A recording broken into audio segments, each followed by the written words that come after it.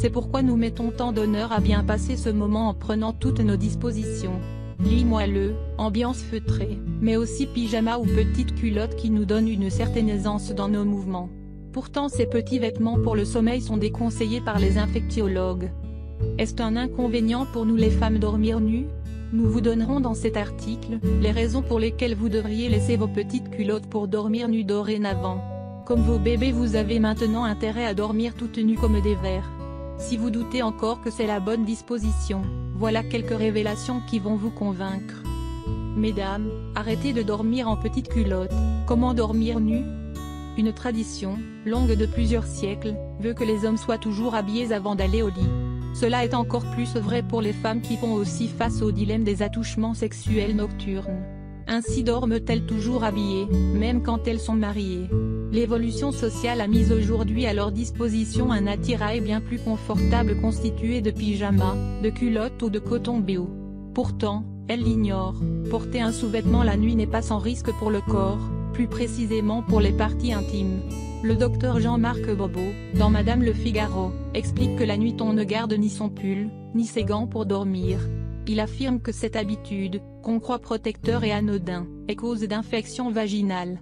Les risques que vous encourez. Des études récentes ont prouvé l'existence de risques majeurs sur la santé de toute femme portant des sous-vêtements pendant le sommeil. Le docteur Jean-Marc Bibo estime que ce comportement est à proscrire à cause d'infections qu'il engendre au niveau du vagin.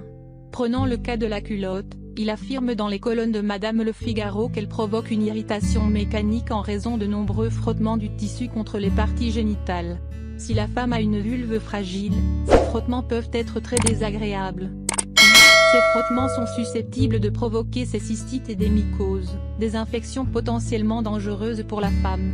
Ces sous-vêtements, s'ils sont en synthétique, représentent un plus grand danger car ils augmentent la chaleur de la vulve et retiennent l'humidité.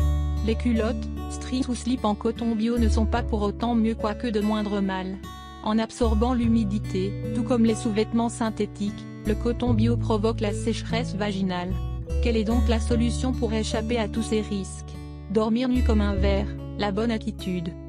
Pour bien profiter du sommeil sans exposer son corps à des infections, il faut tout simplement dormir toute nue. Pas de string même effilé, ni de pyjama, rien du tout. Il faut être nu comme un ver.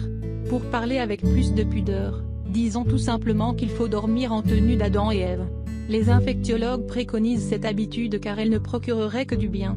En plus de mettre la femme dans un confort total quant à la facilité de ses mouvements, cette tenue d'Adam donne une sensation de plénitude. Une sensation indicible qui rappelle une scène naturiste avec Robinson Crusoe sur son île vierge aux côtés de Vendredi.